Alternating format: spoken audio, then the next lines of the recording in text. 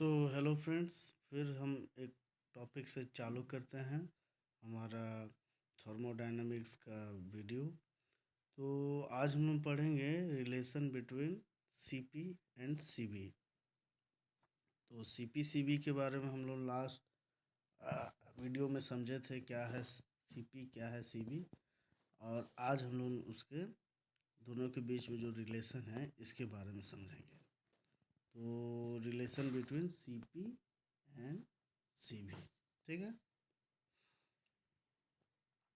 तो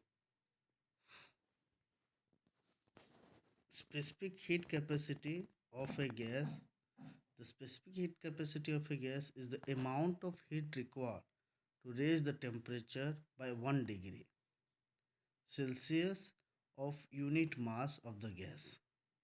ठीक है, तो स्पेसिफिक हीट के बारे में हम लोग जानते हैं कि क्या है। तो गैस का कैपेसिटी ऑफ ए गैस, तो एक अमाउंट का हीट, कुछ अमाउंट का हीट रिक्वायर होता है to raise the temperature of by 1 degree Celsius of unit mass of gas। ठीक है, तो यूनिट मास ऑफ गैस का 1 डिग्री सेल्सियस टेम्परेचर रेज करने के लिए जितना अमाउंट का हीट रिक्वायर्ड होता है उसी को हम लोग को specific heat capacity of that particular gas का बोलते हैं। तो सेल्सियस क्या है? Celsius of unit mass of the gas. ठीक है, so we will use here specific values of the state variables। तो यहाँ पर हम लोग को स्टेट वेरिएबल्स का जो है उसका स्पेसिफिक यूनिट यूज़ करेंगे of the variable divide by mass of the substance. Specific मतलब कोई भी अगर वेरिएबल्स होगा उसको पर यूनिट मास में हम लोग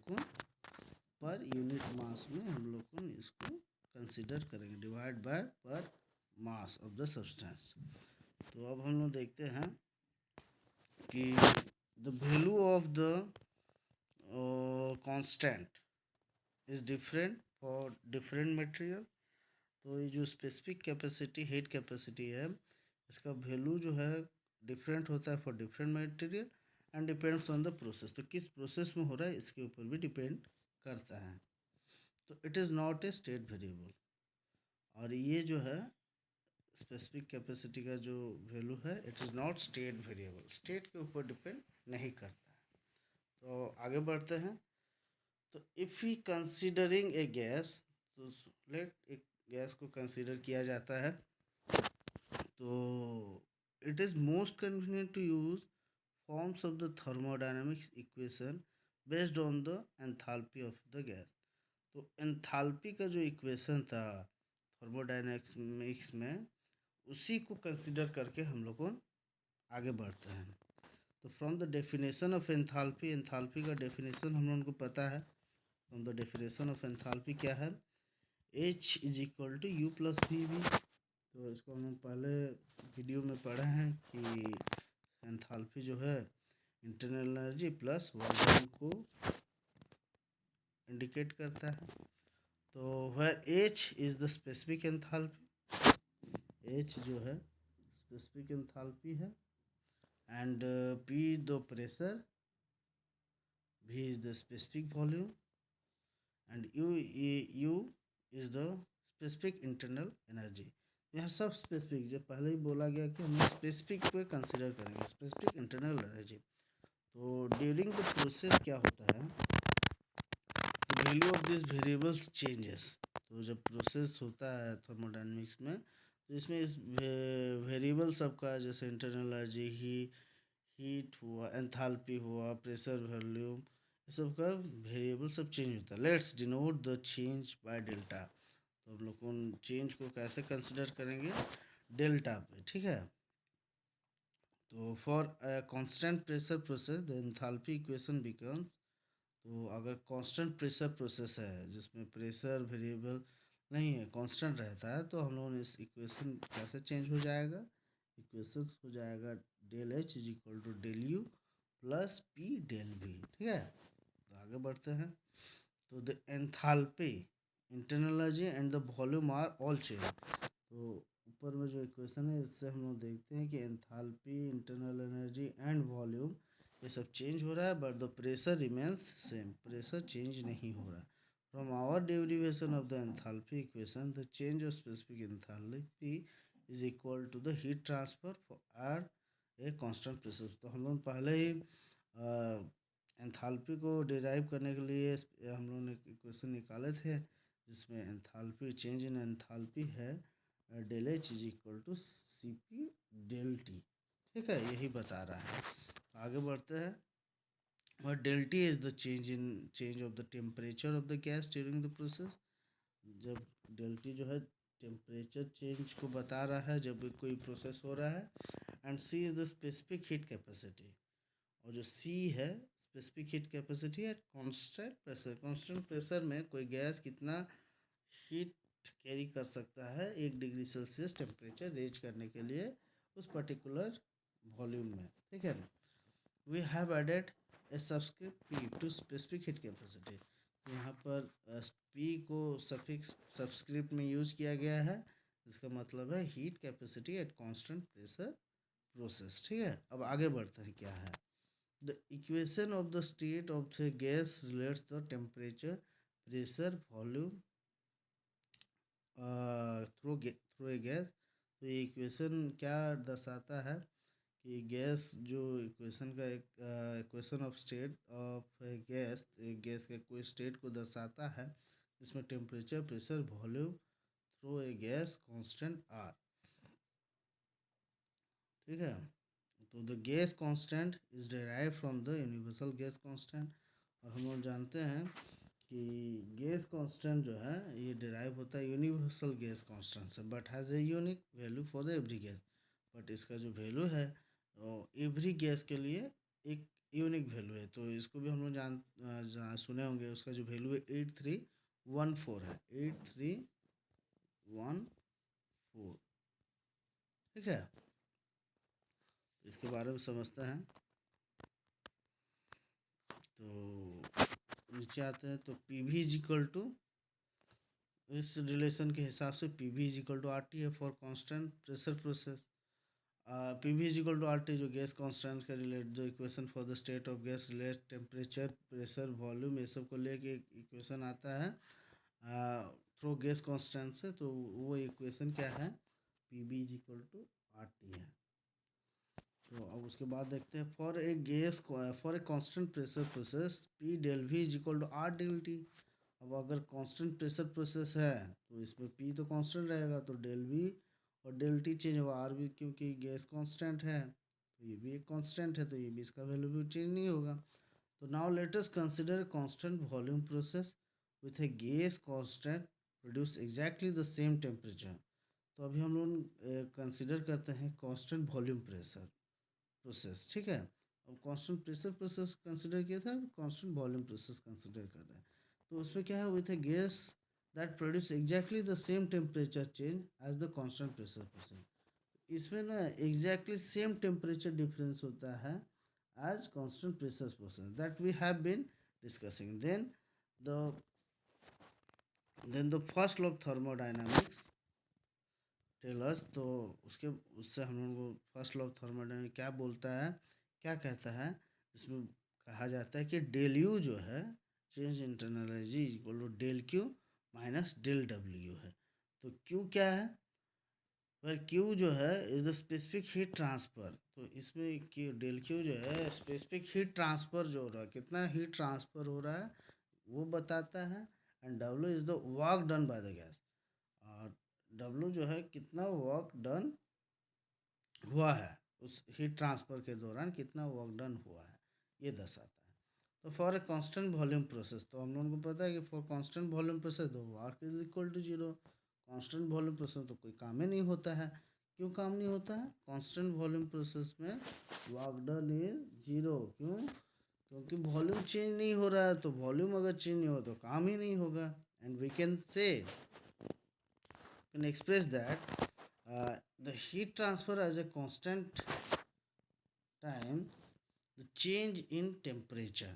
तो इसमें हम लोग बोल सकते हैं कि अगर जो हीट ट्रांसफ़र हुआ, जो डेल क्यू जो चेंजेस आया, इसमें जो डेल क्यू है, ये जो डेल क्यू इक्वेशन आया इसमें क्या हुआ, इसमें खाली यही हुआ कि हम लोगों का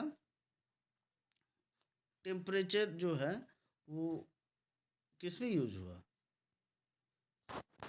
वो जो हीट जो है heat transfer as a constant time तो चेंज इन टेम्परेचर, तो वो जो हीट हुआ वो खाली हीट ट्रांसफर हुआ वो खाली टेम्परेचर को चेंज करने के लिए यूज हुआ।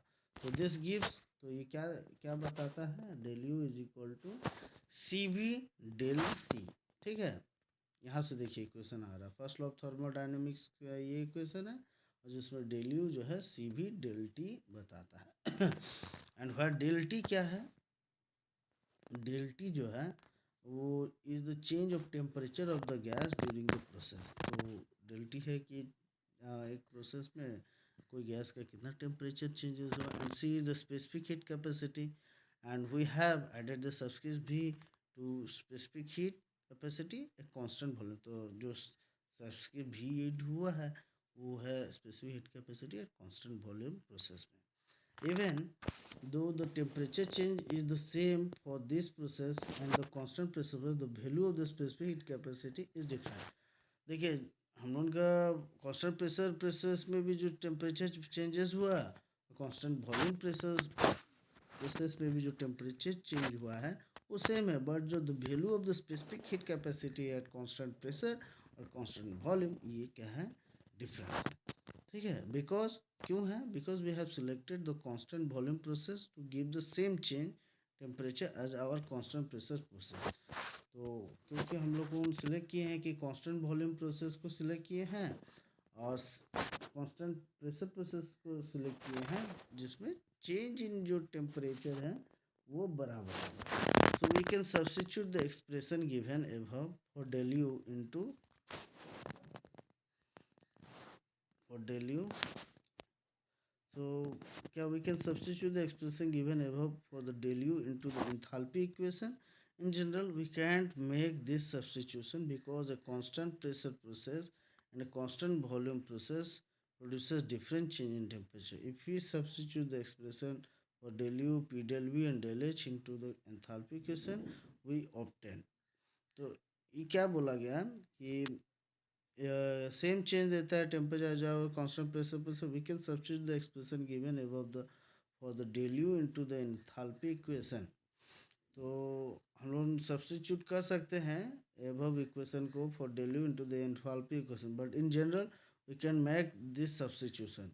पर जनरल में इन जनरल हम उसको सब्स्टिट्यूशन कर ही नहीं सकते क्योंकि because at constant pressure process A constant volume process produce different changes in temperature.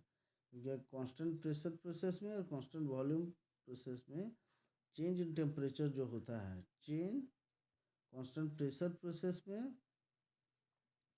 Constant pressure process में और कांस्टेंट वॉल्यूम प्रोसेस में जो टेम्परेचर चेंज होता है वो डिफरेंट होता है, इसीलिए हम इसको सब्स्टिट्यूट नहीं कर सकते।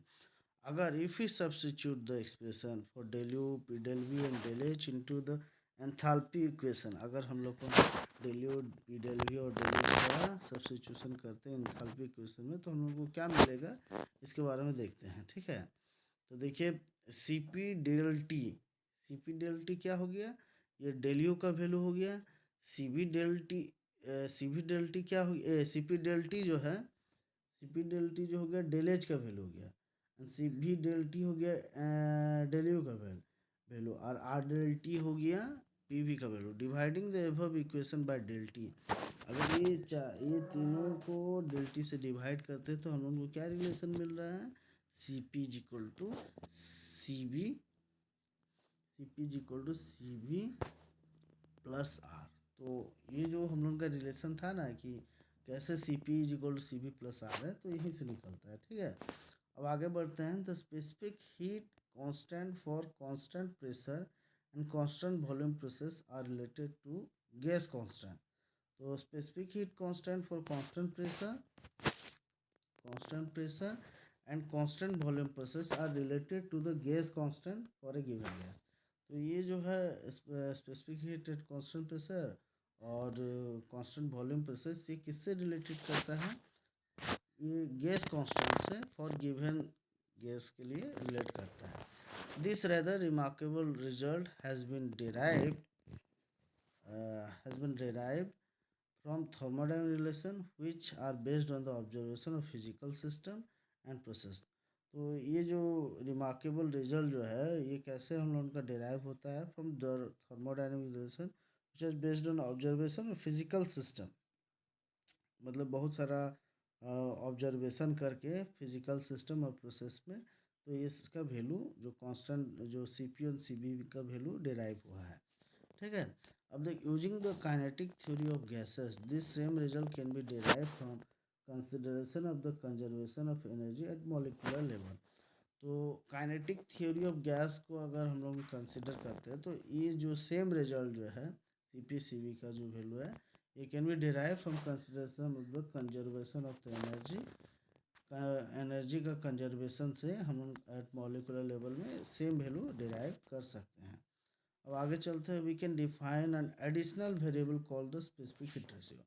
अब हम लोगों ने एक एडिशनल एक तो वैल्यू है जिसका नाम है स्पेसिफिक हीट रेशियो। तो स्पेसिफिक हीट रेशियो के बारे में हमको पता है कि क्या है specific heat ratio, C P by C B which is given the Greek symbol gamma which is equal to C P divided by C B. तो सी पी और सी बी से हम लोग ये भी पता कर सकते हैं कि दोनों के रेशियो को हम लोग गामा कहते हैं और इसे स्पेसिफिक हीट रेशियो भी कहा जाता है। देखिए ये चीज़ वो gamma is equal to C P by C B. ठीक है, अब आगे बढ़ते हैं। Gamma is the number whose value depends on the state of the gas for air. तो गामा का वैल्यू क्या है is equal to 1.4 for standard condition. अब देखिए क्या है फॉर मोनो एटॉमिक गैस जो है, मोनो एटॉमिक गैस के लिए गामा का वैल्यू चेंज है। गामा का वैल्यू क्या है C P by C B, जहाँ के सी पी जो है specific heat capacity at constant pressure is equal to 5 and specific heat capacity at constant value is 3 5 by 3 is equal to 1.66। For diatomic gases gamma का value C P by C V 1.4। For triatomic gases gamma का value C P by C V 1.33 होता है। ठीक है, तो आज का video यहीं, फिर हम लोग नए वीडियो के साथ चालू करेंगे। तब तक के लिए बाय बाय, जय हिंद।